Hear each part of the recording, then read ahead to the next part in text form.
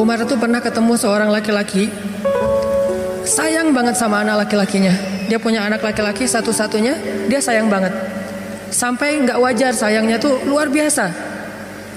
Terus Umar nanya, "Pak, ada cerita apa? Kok Bapak kayaknya spesial banget memperlakukan anak laki-laki Bapak? Memang ada cerita apa? Ada kisah apa?" Bapak ini cerita, "Ya Amirul Mukminin, anak laki-laki saya ini selalu mengingatkan saya tentang kebesaran Allah." "Gimana ceritanya?" Kata dia, "Dulu ketika istri saya hamil, anak laki-laki saya ini masih dalam kandungan, saya dapat panggilan untuk wajib militer, berperang untuk mempertahankan negara. Kayak kita dulu melawan penjajah Belanda, Portugis, Jepang. Saya dapat panggilan wajib militer, jihad kalau bahasa Indonesia, bahasa Arabnya. Saya dapat panggilan jihad. Cuman saya galau. Kalau saya pergi berjihad, saya harus meninggalkan istri saya dalam keadaan hamil tua dan tidak punya keluarga yang akan merawatnya. Tapi kalau saya jaga istri saya, berarti saya menolak panggilan negara untuk menjaga keutuhan negara saya. Itu kewajiban, wamil." Lalu saya minta pendapat istri saya, "Mah, Papa berangkat ya?" Istrinya ngeluh, "Pak, kan Papa selama ini gak pernah absen dalam jihad, gak pernah absen dalam wamil. Setiap panggilan untuk membela negara, Papa pasti datang. Mulai dari pramuka sampai perang beneran. Selalu datang tuh. Kali ini kan Mama lagi hamil tua.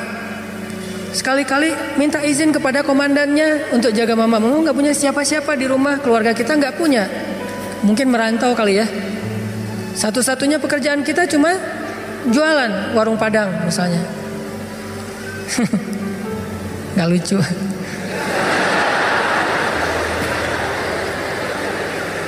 Akhirnya suaminya istikharah.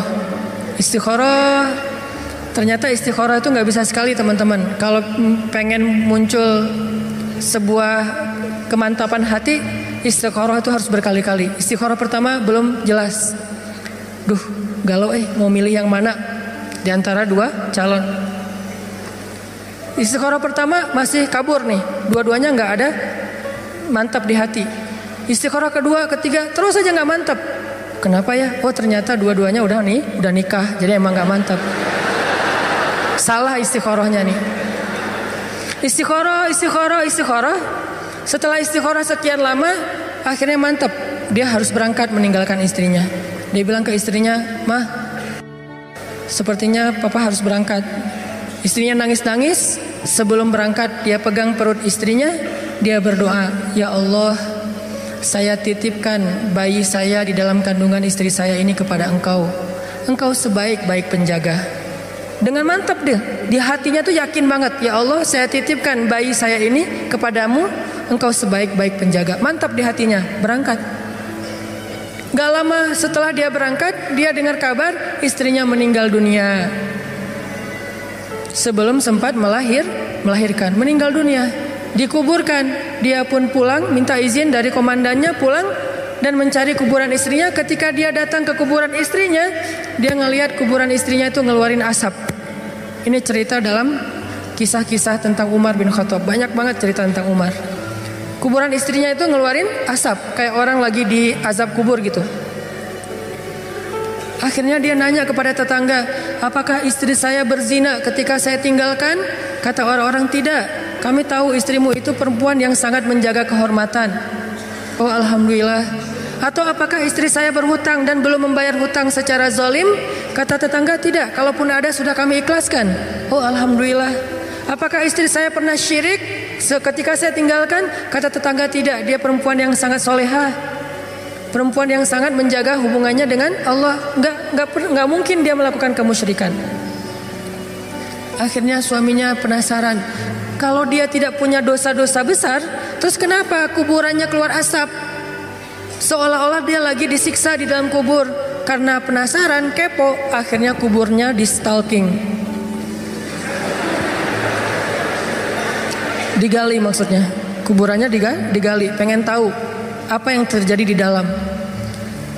Ternyata setelah digali, dia menemukan istrinya di dalam kubur itu sedang duduk sambil memangku bayinya, istrinya dalam keadaan meninggal dan bayinya dalam keadaan menangis. Itu terjadi di zaman Umar. Ustadz dapat dari mana sih? Banyak, tapi bukunya berbahasa Arab. Makanya tadi ada Ustadz menyampaikan pentingnya bahasa Arab. Karena kalau kita baca buku bahasa Arab, dengar ceramah Ustadz ulama-ulama di Timur Tengah itu luar biasa. Banyak sekali yang tidak kita pernah baca dalam literatur terjemahan bahasa Indonesia. Tentang Rasul, tentang sahabat. Istrinya duduk gitu mangkuin anaknya nangis, istrinya meninggal. Diambillah anak itu, kemudian istrinya dikuburkan kembali. Suaminya minta ampun kepada Allah. Ya Allah, ampunkan saya, maafkan saya.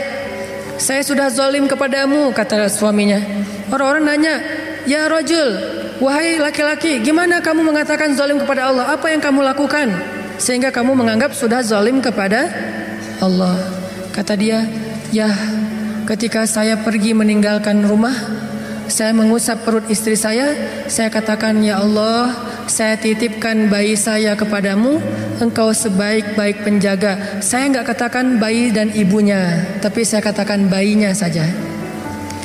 Secara spontan waktu itu dalam hati saya berpikir, dah kalau ibunya bisa jaga diri. Orang sudah dewasa, jadi tidak terlalu mengkhawatirkan, ditinggalkan juga masih bisa cari makan sendiri. Sedangkan bayi ini masih lemah, sehingga secara tidak sengaja saya berpikir bayi saya itu harus dititipkan, sedangkan ibunya jangan, dia bisa jaga sendiri.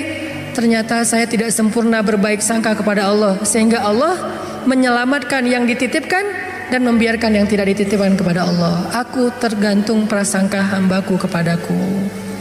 Makanya kalau mau tawakal sama Allah itu yang utuh, jangan tanggung. Kalau mau menyerahkan satu urusan kepada Allah itu yang utuh, jangan tanggung. Apa utuhnya? Yakinnya yang utuh. Jangan, bisa nggak ya? Udah deh, doa aja dulu. Bisa nggak bisanya kita lihat aja nanti. Jangan muji Allah. Jangankan Allah, hamba aja, ulama aja kita nggak boleh muji. Salah satu adab dalam mencari ilmu itu apa teman-teman? Tidak boleh bertanya kepada ulama, kepada guru, pertanyaan yang tujuannya hanya untuk menguji keilmuan guru. Itu adab mencari ilmu, nggak boleh. Sengaja nanya, Ustaz saya mau nanya, coba sebutkan ayat ini, jadi kayak ujian ya. Itu tidak boleh dalam adab mencari ilmu. Karena yang boleh bertanya hal yang kayak gini, ngetes guru hanyalah gurunya. Sedangkan kita mendengar, kemudian berusaha untuk mengamalkan. Makhluk aja nggak boleh diuji, apalagi Allah Subhanahu Wa Taala. Kalau kita mau berprasangka baik, prasangka baik yang utuh. Ya Allah, inna solati wa nusuki wa mahyaya wa mamati. Itulah makna dari husnuzon yang utuh kepada Allah Subhanahu Wa Taala. Aku tergantung prasangka hambaku kepadaku. Sehingga kalau kita yakin sama Allah, sebesar apa keyakinan kita, sebesar itu juga pertolongan Allah dalam hidup kita. Kalau kita pengen ngelihat keajaiban dalam hidup kita, berarti keyakinan kita kepada Allah harus ajaib. Kok kamu tenang-tenang aja sih? Kan ada Allah. Iya sih ada Allah, tapi kan, nah yang bilang tapi, maka tidak akan pernah melihat keajaiban dalam hidupnya. Yang bilang cuman, yang bilang alasan-alasan yang banyak, berarti dia nggak bakalan pernah ngelihat hal-hal yang ajaib terjadi dalam kehidupannya. Kalau dia pengen ngelihat hal yang ajaib, dia nggak boleh bilang tapi, dia cukup bilang hasbiyallah. Cukup buat saya Allah. Maka terjadilah keajaiban dalam hidupnya. Kok nggak ada kejadian keajaiban dalam hidup dia? Padahal dia udah sering bilang hasbiyallah. Kita nggak tahu, dia tahu. Kita nggak ngerasa, dia yang ngerasa. Ada teman kita nih lagi diuji dengan ujian yang sangat berat, sakitnya parah, tapi lisannya selalu berzikir hasbiyallah, hasbiyallah, Allah syafi, wa idza maridtu fahuwa yashfin. Dia terus memuji Allah. Kita yang nggak dengar bertanya, dia tuh udah sering berzikir loh, kok sakitnya belum sembuh-sembuh juga? Suka gitu kan? Dia itu udah sering berzikir loh, kok hutangnya belum lunas-lunas juga? Dia itu udah sering berzikir loh, kok masih jomblo juga? Ada yang ngerasa kayak gitu? Karena kita nggak ngerasa apa yang dia rasa setelah berzikir. Ternyata kadang Allah menolong seseorang itu bukan dengan mencabut masalahnya. Yang lebih hebat lagi, Allah menolong seseorang dalam masalah dengan cara menguatkan hatinya dalam menghadapi masalah. Masalahnya nggak diangkat sama Allah, tapi hatinya dikuatkan sehingga dia tidak pernah mengeluh, nggak pernah berputus asa, nggak pernah menjadi orang yang lemah kemudian pundung kepada Allah. Nggak, berarti Allah sudah menolong hatinya, dan buat dia itu kadang lebih baik daripada kita yang hanya menonton dari luar. Kenapa dia masih bertahan? Kenapa dia masih kayak wajahnya kayak nggak kesakitan? Kenapa dia kayak nggak pernah ngeluh? Kalau kita jenguk dia ke rumah, dia nggak pernah ngeluh. Justru kita yang ngeluh. Justru kita yang malu karena merasa kita lebih banyak mengeluh daripada dia. Lihat aja saudara-saudara kita yang sedang diuji oleh Allah di Syam, di Suriah. Apakah Allah mencabut peperangan dari sana sehingga mereka tiba-tiba merdeka lagi seperti dulu tahun 2000-an? Enggak. Terus apakah Allah nggak nolong orang Suriah? Nolong banget. Gimana cara Allah menolong orang Suriah? Dikuatkan hati mereka. Mungkin kalau kita berada di posisi yang sama, dari dulu kita udah putus asa tuh. Berat banget kan ujian di Suriah? Anak kecil yang harus jadi ayah dan ibu buat adiknya yang masih kecil. Padahal dia juga masih SD, tapi udah jadi orang tua buat adiknya. Anak kecil yang tangan dan kakinya putus karena tertimbun dengan reruntuhan bangunan, lalu harus diamputasi, harus dijahit lukanya tanpa ada obat bius. Apa yang dia baca dan menahan rasa sakit? Dia baca Al-Quran. Lagi dijahit nih, lukanya yang menganga, dijahit, gak pakai obat bius. Biusnya apa? Membaca Al-Quran. Apakah kita bisa membius diri kita dengan membaca Al-Quran? Bisa, bius total. Begitu baca Quran, ngantuk langsung ya. Kalau bius lokal belum bisa, bius total ya. Duh gak bisa tidur, terus ngapain? Dengerin Al-Quran, langsung tidur. Kalau sahabat Nabi dengar Al-Quran gak bisa tidur. Kalau kita gak bisa tidur, dengar Quran. Kebalikan dari sahabat Nabi. Umar tuh kalau lagi malam baca Quran pasti gak bisa tidur. Kita kalau gak bisa tidur pasti baca Quran langsung tidur. Kadang-kadang baca Qurannya baru bismillah udah tidur. Apalagi di dalam sholat. Kalau imamnya bacanya panjang, itu obat bius banget tuh. Langsung pada tunduh kan ya. Begitu kita dengar bacaan Al-Quran. Apa yang membuat mereka kuat? Pertolongan Allah. Saat dijahit lukanya, mereka baca Bismillahirrahmanirrahim, Alif Lam Mim, sambil dijahit. Dzalikal kitabu la raiba fihi hudal lil muttaqin. Dijahit lagi dijahit. Dan bukan satu luka, ada beberapa luka di sekujur tubuhnya.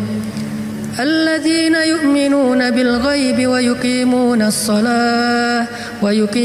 salata wa mimma razaqnahum yunfiqun. Coba lihat. Itulah pertolongan Allah untuk anak-anak ini. Allah tidak mengangkat luka mereka, Allah tidak mengangkat kezaliman dalam kehidupan mereka, tetapi Allah menguatkan hati mereka, dan itulah penjagaan Allah kepada mereka. Sedangkan orang yang tidak dikuatkan hatinya, baru juga diputusin sudah bunuh diri, gagal pula. Kalau bunuh diri berhasil masih mending, bunuh diri gagal lah gitu. Loncat dari jembatan kesangkut misalnya, gak enak banget kan ya. Ada dulu yang pengen bunuh diri karena ditolak sama ceweknya. Kebetulan di depan rumah ceweknya itu ada truk lagi berhenti. Terus dia balapan, sengaja nabrakin dirinya ke truk yang lagi berhenti, tepat di depan rumah ceweknya. Kenapa? Pengen nunjukin ke ceweknya, aku gak bisa hidup tanpa kamu. Coba. Kenapa bisa kejadian kayak gini? Karena hatinya tidak dikuatkan. Kenapa ada orang yang berkali-kali diputusin, tetap aja datang lagi. Kuat banget tuh hatinya.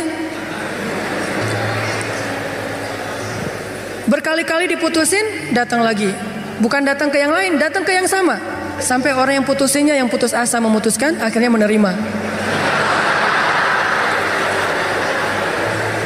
Nah, di sini berarti bukan soal layak dan tidak, soal siapa yang paling sabar ya.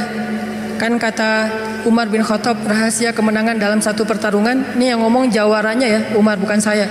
Kalau saya mungkin bukan petarung. Kalau Umar kan petarung. Dia ngomong apa? Rahasia kemenangan dalam satu pertarungan bukan teknik, bukan kekuatan fisik, tapi ketahanan, kesabaran. Siapa yang paling sabar, dia yang akan menang. Siapa yang paling sabar sampai ronde 10, maka dialah yang menang. Begitu juga dalam kehidupan, siapa yang paling kuat, dialah yang akan sukses, yang paling sabar. Ternyata kadang Allah menolong kita bukan dengan cara buat hidup kita gak ada masalah.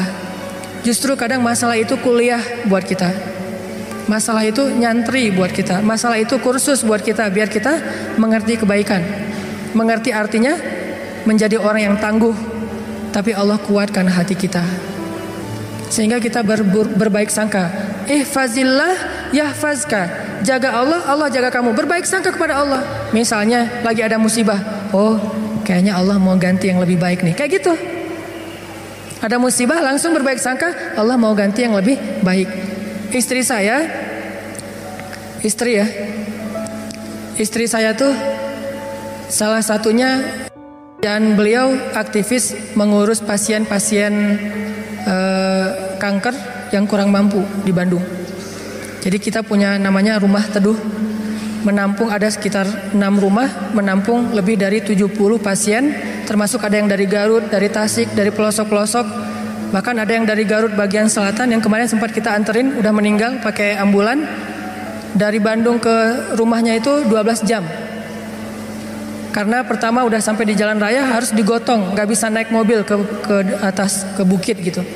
Gotongnya aja sejam. Kalau pakai motor nggak mungkin kan, bawa tandu kan, pakai motor nggak mungkin ya. Tapi kalau teman-teman anak-anak motor kayaknya bisa nih ngetrik ya, bahwa kalau kita nggak bisa akhirnya ditandu sejam naik ke atas tuh. Nah, kemarin ada kejadian di salah satu rumah teduh untuk nampung pasien-pasien yang kurang mampu bersama keluarga mereka. Ada satu pasien nyamar. Dia pura-pura sakit, terus tinggal di situ sehari. Tiba-tiba malam hari dia hilang. Semua HP keluarga pasien diambil, dibawa lari. Mencuri HP pasien kanker kurang mampu. Coba kurang apa dosanya tuh? Mencuri HP, nyopet HP orang di mall masih mending, dosa lah ya. Tapi nggak dosa segede itu ya, nggak berlipat-lipat. Ini dosanya apa? Mencopet, mengambil HP pasien, keluarga pasien kanker kurang mampu. Yang di HP itu satu-satunya alat untuk komunikasi, ngurus pengobatannya. Kita nelpon mereka juga di situ, nelpon dokter lewat HP itu, diambil sama dia. Hilang sekitar 5 HP, 5 pasien. Langsung kita coba snapgram di sosial media. Dalam hitungan jam Allah ganti HP yang lebih bagus, jumlahnya 2 kali lipat. Itu juga kita stop. Kalau enggak mungkin 10 kali lipat jumlahnya. Bisa jualan HP itu. Kita taruh Instastory, kita butuh HP nih. Ada 5 pasien kita yang kehilangan HP dalam satu musibah. Mudah-mudahan Allah ganti yang lebih baik. Ternyata langsung pada ngejapri, saya ganti. Bukan HP bekas, HP baru yang harganya mungkin lebih mahal berkali-kali lipat dari yang hilang. Dan jumlahnya berkali lipat dari yang hilang. Hilang 5, yang udah terkumpul dalam hitungan 1 jam 10. Itu langsung kita stop. Kalau enggak bisa 100 tuh. Lumayan kan, bisa buka lapak lagi tuh. Nah ternyata benar, kalau kita berprasangka baik ke Allah, akhirnya mereka pas dikasih HP yang baru bingung, Pak ini gimana cara memakainya nih. Karena HP yang mereka selama ini kan yang HP hitam putih yang agak gede yang bisa ngelemparin maling ya. Sekarang HP-nya slim, warna, bisa selfie. Mudah-mudahan sih nggak sibuk selfie ya. Nah alhamdulillah dikasih yang lebih baik. Coba berprasangka aja sama Allah. Dan itu mudah banget bagi Allah. Saya juga pernah hilang HP. Malam-malam mau ada acara tahajud bareng. Bangun tidur karena udah telat bangunnya. Acara tahajud jam 2, saya bangun di rumah jam 2. Kan telat banget tuh, berangkat ke tempat masjidnya setengah jam paling cepat. Akhirnya karena panik, saya ambil HP, jatuh. Pas jatuhnya itu bagian layarnya langsung pecah, gak bisa lagi dipakai digit. Wah HP saya hilang. Langsung doa, Allahumma ajurni fi musibati wa akhluf li khairam minha. Ya Allah, beri saya pahala dalam musibah saya, beri saya ganti yang lebih baik darinya. Waktu itu HP saya HP harga 2 juta. Paginya jam 10 pagi Allah ganti dengan Samsung Note 5 yang waktu itu harganya masih 10 juta. Coba langsung cash, langsung dikasih sama Allah. Gimana caranya? Allah yang punya cara.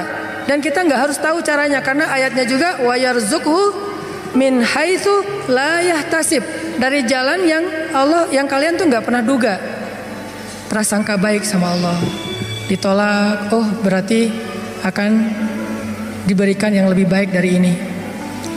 Ditolak lagi, oh berarti lebih baik lagi. Cari lagi yang lebih baik, ditolak lagi. Makanya nyari yang terbaik. Begitu ditolak, Allah berarti akan menggantikan yang lebih baik dari dia. Itu ada cewek Masya Allah, berhijab, hafal Al-Quran, juz 30,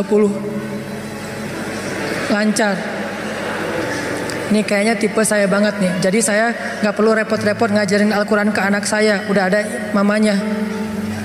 Ini kayaknya cewek yang setia, keibuan.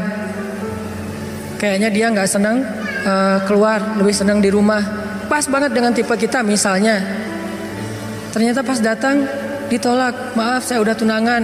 Lagi-lagi kayak gitu ya, gak survei dulu sih, langsung datang aja. Karena gak ada surveinya, datang ditolak. Oh, mudah-mudahan dikasih yang tadi juz 30, karena ditolak dikasih yang 30 juz. Tapi sekarang masih juz 30 juga, bertahap. Pas sudah nikah nanti dia hafal Quran jadi 30 juz. Bisa kayak gitu, bisa banget. Kerjaan, ada satu kerjaan yang kita gak berhasil, satu usaha nih. Lagi mulai usaha kecil, modal 1 juta usaha. Ternyata ada yang gak jujur, kita ketipu, gagal. Jangan langsung berburuk sangka ke Allah. Apa maunya lagi Allah nih? Saya kan melakukan usaha ini gara-gara saya meninggalkan riba.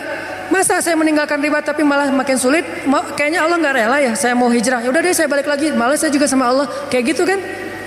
Berarti kita sudah berburuk sangka kepada diri kita sendiri. Harusnya, oh Allah gak mau ngasih saya rezeki yang receh kayak gini nih. Makanya dibikin ini ada masalah dikit, dikasih rezeki yang lebih besar. Usaha lagi.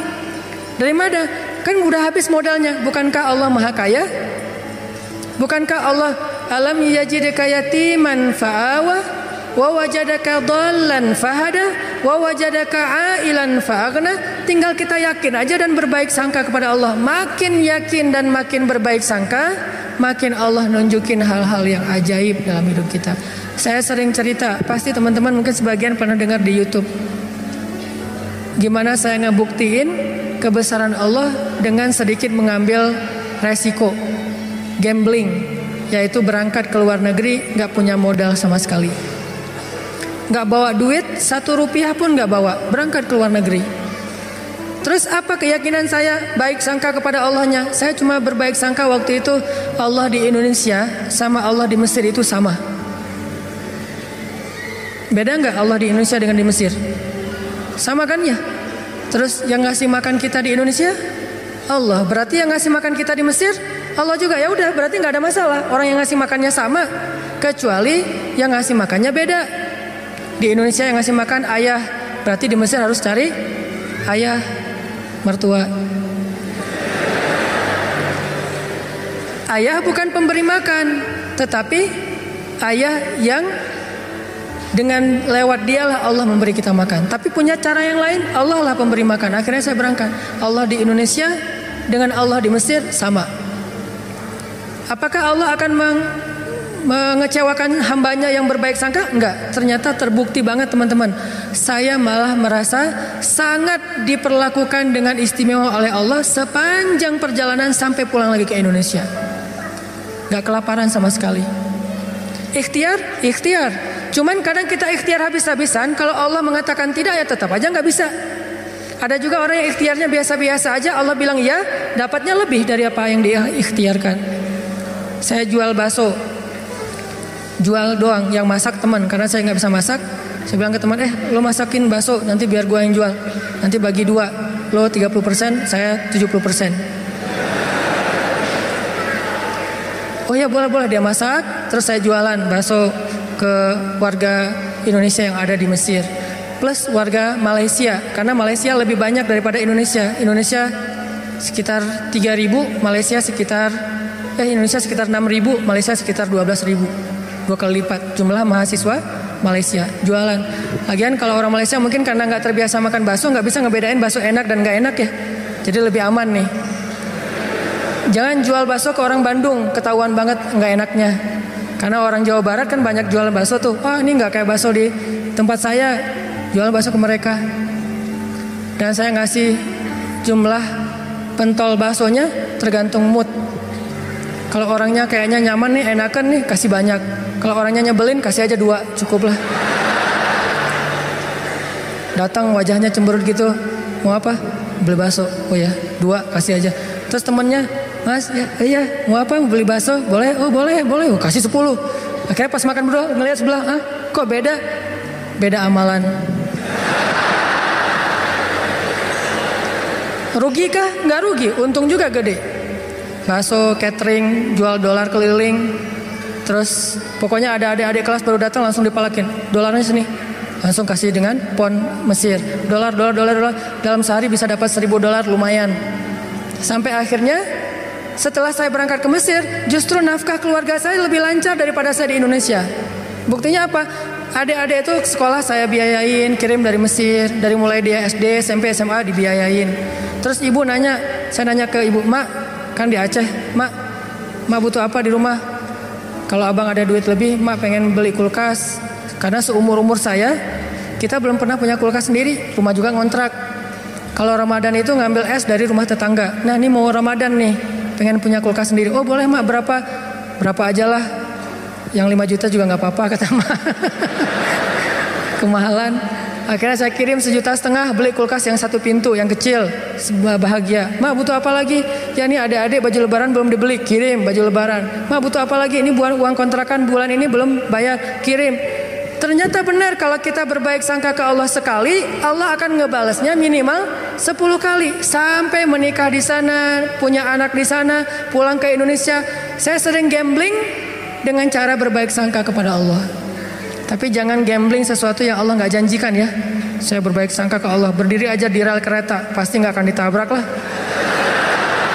Allah gak pernah bilang siapa yang berdiri di rel kereta akan aku tolong dan tidak akan ditabrak. Gak ada janji Allah kayak gitu. Ada gitu ayatnya. Coba gambling ke yang ada ayatnya. Siapa yang bertakwa pasti akan aku kasih jalan keluar. Siapa yang bersabar pasti aku berikan pertolongan. Siapa yang sholat pasti aku akan membantu dia.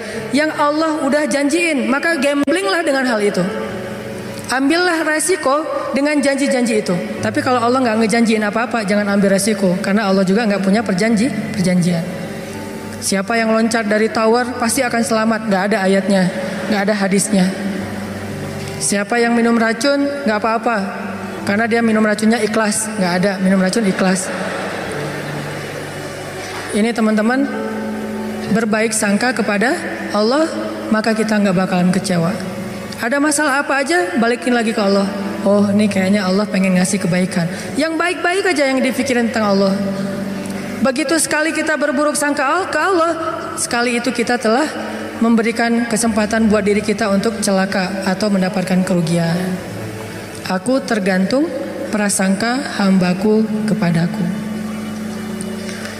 Makanya cerita yang paling populer yang kita baca di Al-Quran itu ketika Nabi hijrah ke Madinah.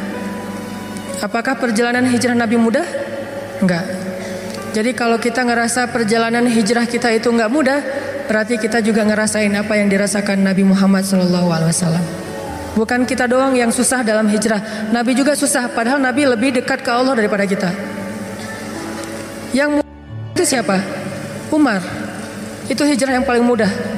Sebelum hijrah, posting dulu. Besok mau hijrah, hari ini posting. Captionnya apa? Wahai orang-orang Quraisy, ketahuilah bahwa saya besok bakalan hijrah. Siapa yang pengen istrinya jadi janda, anaknya jadi yatim, tunggu saya di balik bukit itu. Langsung share location, bukit yang mana. Umar tuh yang posting dulu. Gak ada yang berani nge-like coba. Sepi aja tuh postingan Umar yang paling sepi itu. Gak ada yang berani nge-like, gak ada yang berani komen. Diem aja, anteng. Besoknya Umar hijrah. Ada nggak yang berani nungguin Umar di luar kota? Nggak ada. Yang berani mencegat Umar? Nggak ada. Karena mencegat Umar sama aja dengan bunuh diri. Ada 2 orang yang nggak berani dicegat di Quraisy tuh, Umar sama Hamzah. Sedangkan Rasul dan Abu Bakar orang yang dianggap lemah. Walaupun sebetulnya Nabi kuat, cuman nggak pernah bertarung, nggak pernah mukul orang sehingga nggak ditakuti. Kalau adu kekuatan pasti Nabi itu paling kuat, cuma kan nggak pernah mukulin orang, sehingga dianggap ini mah orang nggak menakutkan. Kalau Umar kan sering mukul orang, bukan sering, hobi itu. Sebelum hijrah, hobi mukul orang.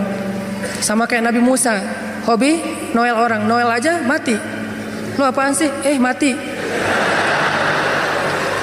Kan orang Kipti kan ditoel sama Nabi Musa, belum diapa-apain, baru ditakol dikit lah, udah mati. Ini Umar. Paling gampang hijrah itu Umar. Sedangkan Nabi sendiri yang lebih soleh daripada Umar, susah hijrahnya.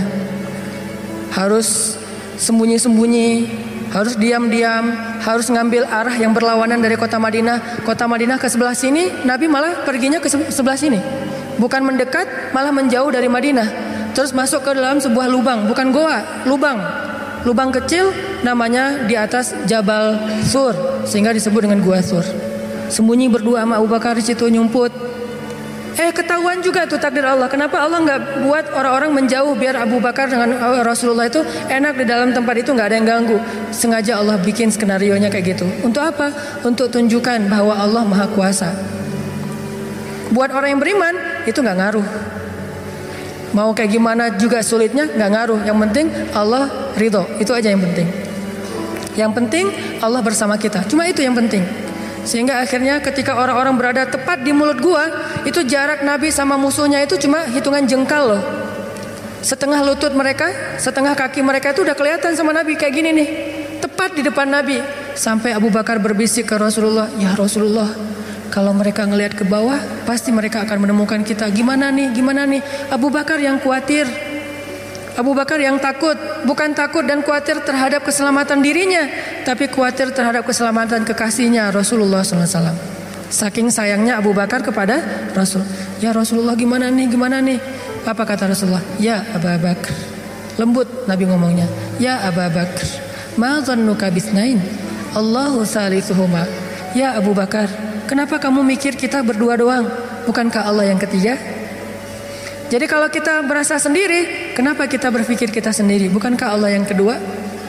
Kalau kita merasa sedikit, kenapa kita berpikir sedikit? Bukankah Allah itu punya banyak pasukan yang diturunkan dalam perang Badar, perang Ahzab dan yang lainnya? Ma dhannuka bisnain? Allahu salisuhuma. Kenapa kamu mikir cuma berdua padahal Allah yang ketiga? La tahzan, innallaha ma'ana. Jangan khawatir ya Abu Bakar, Allah bersama kita. Setelah Rasulullah ngomong kayak gitu, apa yang terjadi? Apakah musuh kemudian menemukan mereka? Tidak. Gimana cara Allah memalingkan mereka? Allah palingkan hati dan pikiran musuh. Gak kepikiran ngelihat ke bawah, gak pengen juga ngelihat ke bawah. Ini cara Allah nih. Kalau ada berita bahwa di situ ada laba-laba, ada merpati bikin sarang, itu masih kontroversi di antara ulama. Ada ulama mengatakan itu benar, ada ulama mengatakan itu dhaif. Allahu alam. Tapi yang pasti Allah memalingkan mata, pikiran dan hati musuh dari melihat ke arah Rasul dan Abu Bakar. Itulah pertolongan Allah. Bukan ketemu terus tarung, musuh kalah. Gak usah serepot itu. Allah gak mau juga ngerepotin hambanya. Allah cuma pengen nunjukin kebesarannya aja. Dibuat musuh datang sampai sedekat mungkin, ukurannya cuma beberapa sentimeter, tapi dalam kedekatan yang luar biasa itu Allah tunjukin mereka tidak bisa ngapa-ngapain. Dipalingkan aja wajahnya, ngelihat ke semua sisi dilihat, tapi ke bawah enggak. Kan gak masuk akal kan? Kenapa bisa kayak gitu? Inilah kebesaran Allah. Padahal harusnya ngelihat ke semua sisi, termasuk lihat ke bawah, ada orang gak di dalam lubang-lubang itu. Gak kepikiran sama sekali. Apakah satu orang musuh? Ada puluhan musuh. Dan puluhan musuh itu tidak satu orang pun yang berpikir untuk ngelihat ke dalam lubang itu. Satu orang pun gak berpikir. Begitulah cara Allah menolong kita.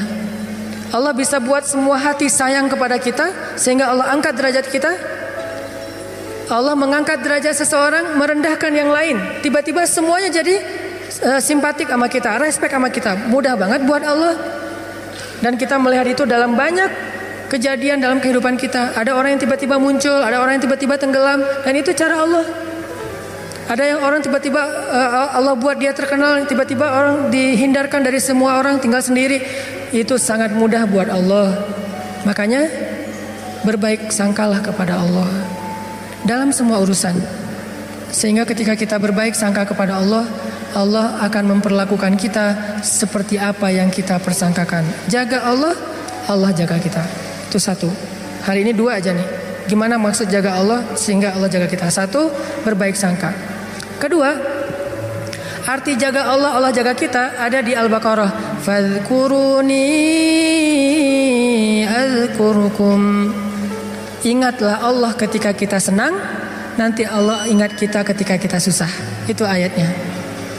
Walaupun terjemahannya nggak sejelas itu. Terjemahannya ingat aku ingat kamu. Tapi tafsirnya, maksudnya ingat aku ketika kamu lagi senang, ketika kamu lagi lapang, ketika kamu merasa nggak butuh, nanti aku akan ingat kamu ketika kamu lagi susah, lagi sempit, lagi butuh.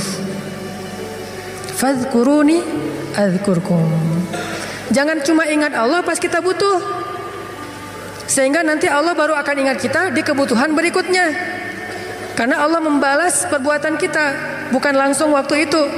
Jadi kalau kita mau ditolong ketika susah, jadilah orang yang selalu mengingat Allah ketika kita senang. Lagi gak ada masalah nih, tetap ingat Allah. Gimana ingat Allah ketika kita lagi senang? Bersyukur. Ketika dapat nikmat, alhamdulillah ini nikmat dari Allah. Diingat, Allahnya tuh dimention terus, di tag terus. Sehingga ketika nanti kita kekurangan, Allah akan bilang, itu hambaku lagi kekurangan, aku bantu deh. Karena ketika aku kasih dia nikmat, dia ingat aku. Begitu dia punya masalah, aku akan ingat dia. Apa contohnya? Contohnya ada seorang laki-laki, ini cerita Nabi nih, hadis, tapi hadisnya dalam bentuk cerita. Ada seorang laki-laki lagi musafir di zaman sebelum zaman Nabi, mungkin di zaman Nabi Isa atau zaman Nabi sebelumnya, tidak disebutkan. Yang jelas umat terdahulu, Bani Israel. Ada seorang laki-laki lagi jalan, di tengah jalan dia ngelihat ada segumpal awan yang bentuknya aneh. Awan ini awan yang sangat gelap, warnanya abu pekat, benar-benar mau hujan deras. Tapi ukurannya nggak besar, ukurannya seukuran satu petak sawah doang gitu. Dia perhatiin nih awan kok aneh, yang lain cerah, tiba-tiba ada satu awan kayak gitu. Gak lama dia memperhatikan, terdengar suara dari langit berbicara kepada awan, dan dia dengar suara itu. Apa kata-kata dari langit? Ya ghamam, iski mazra'ata fulan bin fulan. Wahai awan, turunkanlah hujanmu ke sawah fulan bin fulan. Fulan bin fulan ini disebutkan namanya. Wahai awan, turunkanlah airmu ke sawahnya fulan bin fulan. Setelah suara ini berbunyi, awan itu pun berarak, dibawa oleh angin. Berarak, laki-laki ini memperhatikan dan ngikutin. Kan tadi dia penasaran kan, dia kepoin mau kemana nih awan, ikutin tuh awan. Terus setelah sekian lama dia ikutin, awan itu pun berhenti di atas sebuah petak sawah, di antara banyak petak sawah. Jadi ada persawahan, awan itu berhenti di salah satu petak sawah. Tiba-tiba turun hujan lokal. Cuman di petak sawah itu aja, yang lain tetap kering, yang itu basah. Ini di tengah musim kemarau, ada awan yang turun hujannya cuma di satu petak sawah. Diperhatiin, aneh juga nih hujan lokalnya. Sampai akhirnya awannya hilang, hujannya reda. Setelah itu muncul seorang laki-laki dari petani yang datang ke sawah itu berteriak, Allahu Akbar, Allahu Akbar, Alhamdulillah, Alhamdulillah. Kemudian laki-laki musafir ini pun mendekat. Dia tanya, Pak, ini sawah punya siapa? Kata laki-laki itu, punya saya, Alhamdulillah Allah kasih air. Terus laki-laki ini bertanya, Bapak namanya siapa? Dia sebutkan namanya seperti nama yang didengar tadi di langit. Berilah air ke dalam sawah fulan bin fulan. Nama saya fulan bin fulan. Masya Allah, ternyata orang inilah yang dimention dari langit tadi itu kepada awan. Terus musafir ini bertanya, Pak, dia cerita kejadiannya. Tadi saya ngelihat awan, mendengar suara dari langit, lalu awan itu menurunkan hujan hanya di petak sawah Bapak. Apa yang Bapak lakukan sehingga Allah mengistimewakan Bapak? Kenapa Allah memberikan air hanya ke sawah Bapak sementara yang lain tetap gersang? Apa yang Bapak lakukan? Kata laki-laki ini, kalau saya habis panen, dapat nikmat nih, panen raya. Kalau saya lagi panen, saya selalu membagi harta saya menjadi 3 bagian. 1 bagian saya berikan kepada fakir miskin sebagai bentuk syukur. Ingat Allah berarti. 1 bagian lagi saya berikan kepada keluarga saya sebagai kewajiban, nafkah. Dan 1 bagian lagi saya jadikan sebagai modal untuk membeli benih-benih berikutnya. Diputar lagi tuh uang. Ternyata Allah ridho dengan apa yang dia lakukan. Dialah orang yang ketika senang ingat Allah, gak lupa sama Allah. Sehingga ketika dia susah, musim kemarau, musim kering, gak ada hujan, Allah ingat dia. Begitulah Nabi berkisah tentang laki-laki ini, tentang bab syukur di dalam banyak cerita-cerita ulama. Berarti maksud dari menjaga Allah, Allah jaga kita, adalah bersyukur kepada Allah. Ingat Allah ketika kita senang, ketika kita sehat. Nanti Allah juga akan ingat kita ketika kita susah, ketika kita sakit. Minimal ingatnya dalam bentuk alhamdulillah, ini anugerah dari Allah. Alhamdulillah, ini karunia dari Allah. Jangan lupa. Sehingga kalau kita dapat nikmat, jangan bangga diri dulu, jangan besar kepala dulu, tapi mention Allah dulu. Alhamdulillah, ini nikmat dari Allah. Sehingga nanti kalau kita butuh Allah, Allah akan ingat kita. Dan itu berlaku dalam semua masalah kehidupan kita. Satu cerita lagi, gimana Allah ingat hambanya yang ketika normal ingat Allah. Cerita yang populer tentang 3 orang yang terkurung di dalam gua. Gimana mereka bisa selamat? Lagi jalan touring, tiba-tiba badai, masuk ke dalam gua berlindung. Karena badai akhirnya terkurunglah di dalam gua. Lagi touring tuh. Bahkan mungkin motornya ketinggalan di luar. Karena tadi pas buru-buru ya masuk ke dalam gua, motornya ditaruh di luar, terus mereka longsor. Gimana 3 orang ini bisa selamat dari kurungan gua? Dengan berdoa, ya Allah, dulu saya kayak gini. 1, berbakti kepada ibu. 2, tidak menzalimi pekerja. Yang 3, meninggalkan zina gara-gara takut kepada Allah. Artinya dulu pernah berbuat baik ketika dalam keadaan normal, beramal solih. Nanti ketika mereka susah, amal soleh mereka dulu itulah yang akan menjadi wasilah Allah menolong mereka. Jadi jangan beramal soleh, rajin sholat, rajin ke masjid, rajin tilawah pas lagi ada masalah doang. Justru pas lagi normal kayak gini nih, kelihatan ikhlasnya. Kalau lagi ada masalah kan ada maunya tuh, bukan ikhlas ya. Walaupun Allah menghargai, tetap itu kebaikan, gak akan disia-siakan. Cuman mau lebih keren, jangan pas lagi ada masalah doang. Pas lagi normal, kayak lagi gak merasa butuh sama Allah, tetap rajin ke masjid, tetap sholat tepat waktu, tetap mengingat Allah, tetap membaca Al-Quran, tetap membantu orang lain, tetap berbakti kepada orang tua. Sehingga kalau kita ingat Allah ketika kita lagi normal, lagi susah, lagi suka, lagi lapang, nanti Allah Subhanahu wa Ta'ala akan mengingat kita ketika kita lagi susah dan lagi sempit. Itulah yang terjadi dalam banyak kisah-kisah yang diceritakan oleh Nabi. Mudah-mudahan ini bisa jadi booster buat kita teman-teman. Kesimpulannya satu-satunya berbuat baik atau habis-habisan yang gak bakalan dikecewain itu adalah habis-habisan kepada Allah. PDKT yang gak bakalan kecewa itu PDKT-nya kepada Allah. Telepon yang gak bakalan di-reject itu telepon Allah. Japri yang gak bakalan diantepin, japri ke Allah satu-satunya. Kalau yang lain bisa aja kita dicuekin. Kenapa? Mungkin dia sibuk, mungkin dia lupa, mungkin. Tapi kalau Allah enggak. Kedua, maka dari itu coba kita jaga hubungan kita dengan Allah. Siapa yang menjaga Allah, Allah jaga dia. 1, arti menjaga Allah adalah berbaik sangka kepada Allah. Allah juga akan berbaik sangka kepada dia. 2, ingat Allah ketika kita senang, nanti Allah akan ingat kita ketika kita susah. 3, sebagai penutup, arti berbaik sangka kepada Allah. Allah berbaik sangka kepada jaga Allah, Allah jaga kita. Sedikit lagi ini penting. Ridholah dengan nikmat yang sedikit, maka Allah akan ridho dengan amal yang sedikit. Namanya amal kita banyak. Man radhiya bil qalil, kata Nabi, radhiyallahu bi qalilim min amalih. Siapa yang ridho dengan nikmat Allah yang sedikit, menurut dia sedikit, maka nanti Allah juga akan ridho dengan amalnya yang sedikit. Salat kita yang pas-pasan, ibadah kita yang pas-pasan, tilawah kita yang pas-pasan, Allah ridho. Kenapa Allah ridho? Padahal cuma pas-pasan, karena kita juga ridho dengan nikmat Allah di dalam kehidupan kita yang kadang menurut kita sedikit, padahal sesungguhnya banyak.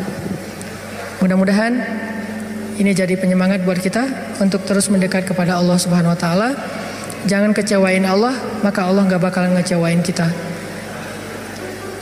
Kenyataannya sering kita ngecewain Allah, Allah juga belum ngecewain kita. Tapi Allah punya batasan. Kalau kita terus-terusan kayak gitu, nanti akan datang janji Allah membalas suatu keburukan sesuai dengan perbuatan yang buruk itu.